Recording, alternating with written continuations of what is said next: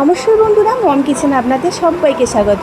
আমার আজকের recipe restaurant style mutton, আর ঘরে থাকা কিছু উপকরণ দিয়ে খুবই কম সময়ের মধ্যে জিভে জল আনা রেসিপি। তো প্লিজ বন্ধুরা, ভিডিওটা প্রথম থেকে শেষ পর্যন্ত দেখবেন, আপনারা আমার পাশে থাকবেন আর আমাকে সাপোর্ট করবেন। দেখুন, এখানে আমি কিছু গরম মশলা নিয়ে নিয়েছি। গোলমরিচ আছে, 3টে ছোটো এলাচ, একটা বড় এলাচ, একটা দালচিনি স্টিক, 3টে লবঙ্গ আর হাফ চামচ জিরে। কড়াটা আমি গ্যাসে বসিয়ে দিয়েছি। এবার মশলাগুলো আমি একটু রোস্ট করে নেবো। আগে আমি এই মশলাগুলো দিয়েছি, জিরেটা পরে দেবো। জিরেটা আমি দিয়ে দিলাম। দেওয়ার পরে 50% আমি রোস্ট করব, ফুল রোস্ট করব না।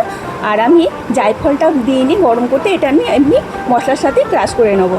দেখুন, আমি শিলে মশলাটা দিয়ে দিয়েছি, আর জায়ফলটা আমি কড়াই কিন্তু মশলার সঙ্গে রোস্ট করে নিই, শিলের সাথে গুঁড়ে নিচ্ছি। আর এই সব মশলা কিন্তু আমাদের কিন্তু ঘরেতে হাতের সামনেই থাকে, তাই হাতের সামনের মশলা দিয়ে কিন্তু দারুণ এই সুস্বাদু রেসিপিটা কিন্তু খুব সহজেই বানিয়ে নিতে পারবেন। আর মশলাটা একটু ক্রাশ করে নিতে হবে, আপনারা মিক্সিতেও গুঁড়িয়ে নিতে পারেন। আমি শিলে গুঁড়িয়ে নিচ্ছি। তো দেখুন, এখানে আমার চর্বি সহ 700 গ্রাম মটন আছে, দেখতেই পাচ্ছেন। খুব সুন্দর একদম ফ্রেশ করে ধুয়ে নিয়েছি। হাফ চা চামচ নুন দিয়ে দিলাম, আর তার মধ্যে দিয়ে দেবো সামান্য একটু কাশ্মীরি লঙ্কা গুঁড়ো, আর দিয়ে দেবো 1 চামচ সর্ষের তেল। এটা আমি খুব ভালোভাবে ম্যারিনেট করে নেবো। 2-3 মিনিট ধরে কিন্তু মেখে নিতে হবে ভালো করে। আর এইটা আমি প্রেশার কুকারে দিয়ে দেবো। দেখতেই পাবেন, প্রেশার কুকারের মধ্যে জল দেবো না, কিন্তু এইভাবেই আমি একটু সিটি দিয়ে দেবো, মানে 3 থেকে 4টে সিটি। দেখুন, আমি খুব ভালোভাবে, আর ম্যারিনেট করে রাখার কিন্তু কোনো দরকার নেই। এবার আমি প্রেশার কুকারের মধ্যে কিন্তু মটনটা দিয়ে দিচ্ছি। দিয়ে কিন্তু জল দেবেন না, একদমই জল দেবেন না। আর কিন্তু লো ফ্লেমে রাখতে হবে, মিডিয়াম বা হাই ফ্লেমে রাখলে হবে না, কিন্তু তাহলে নিচেটা পুড়িয়ে যাবে। জল ছাড়া এর মধ্যে যে মশলাটা আছে সেটা কিন্তু বেরিয়ে আসবে, যেহেতু নুন দিয়ে মাখা আছে।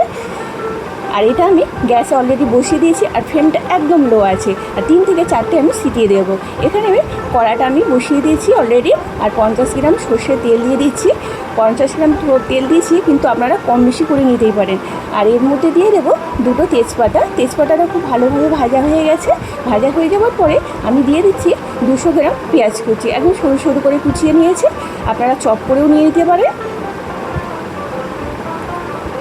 পেঁয়াজটা আমি একটু ভালো করে লাল করে ভেজে নেব। আর খুব বেশিও লাল করব না, কিন্তু রেস্টুরেন্টে কিন্তু খুব লাল করে ভাজা হয় না। সামান্য হালকা ব্রাউন কালার হবে, একটু গোল্ডেন কালারের মতো, সেইরকমভাবেই কিন্তু পেঁয়াজটা ভাজতে হবে। খুব লাল করে ভাজা যাবে না। এর মধ্যে দিয়ে দেবো সামান্য নুন, যাতে পেঁয়াজটা খুব তাড়াতাড়ি নরম হয়ে আসে।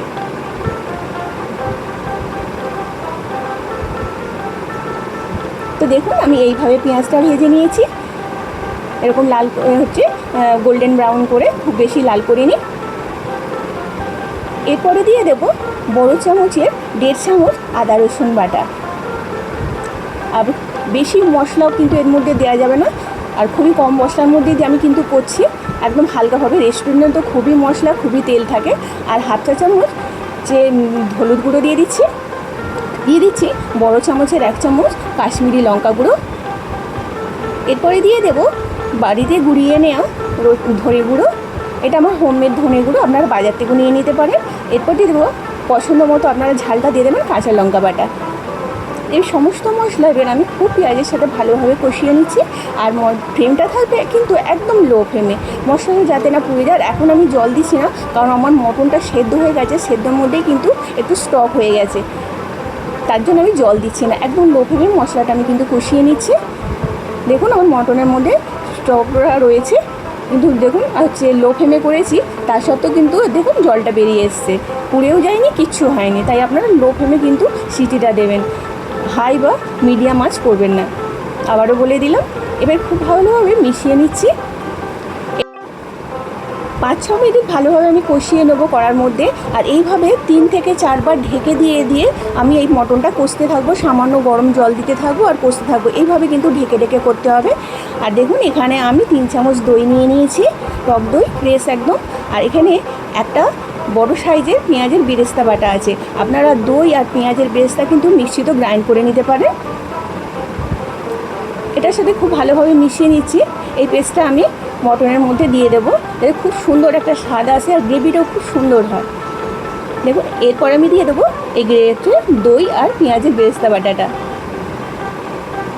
এখনও পর্যন্ত আমি কিন্তু জল দিইনি, এই মটনের মধ্যে যে স্টকটা ছিল সেটাই দিয়েছি।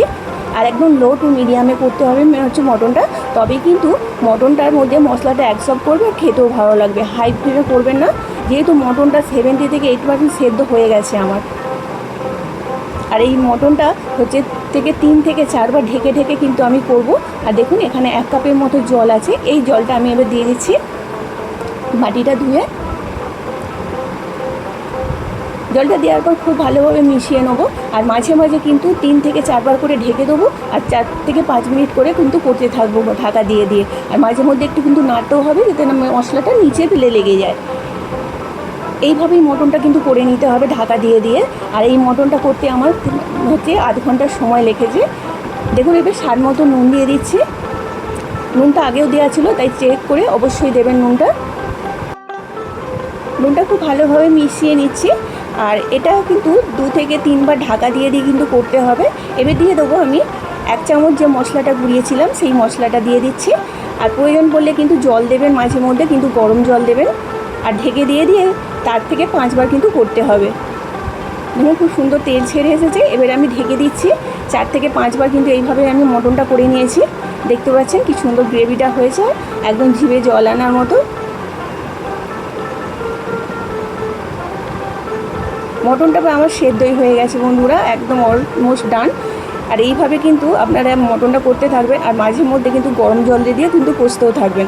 দেখুন গ্রেভিটার থিকনেসটা কত সুন্দর হয়েছে, একদম রেস্টুরেন্ট স্টাইলে। আরও আমি 2 মিনিট নেড়ে নিচ্ছি, ভালো করে মিশিয়ে নিচ্ছি মশলাটা। আর আমি এর মধ্যে জলও দেবো না, কিছু না। আর আমার মটনটা কিন্তু হয়ে গেছে। তা আমি আবার ঢেকে দিয়ে 2-3 মিনিট পরে কিন্তু গ্যাস অফ করে দেবো। আর 4 মিনিট হচ্ছে আমি স্ট্যান্ডিং টাইম রাখবো, তারপর আমি সার্ভ করে দেখাচ্ছি। দেখুন বন্ধুরা রেসিপিটা কত সুন্দর হয়েছে। তো বন্ধুরা রেসিপিটা যদি ভালো লেগে থাকে অবশ্যই লাইক শেয়ার কমেন্ট করবেন। আর চ্যানেলটি সাবস্ক্রাইব করার জন্য অনুরোধ রইল। নিত্য নতুন রেসিপি পাওয়া যাবে না। আর সবাই সুস্থ থাকবেন, ভালো থাকবেন। আজকের মতো টাটা।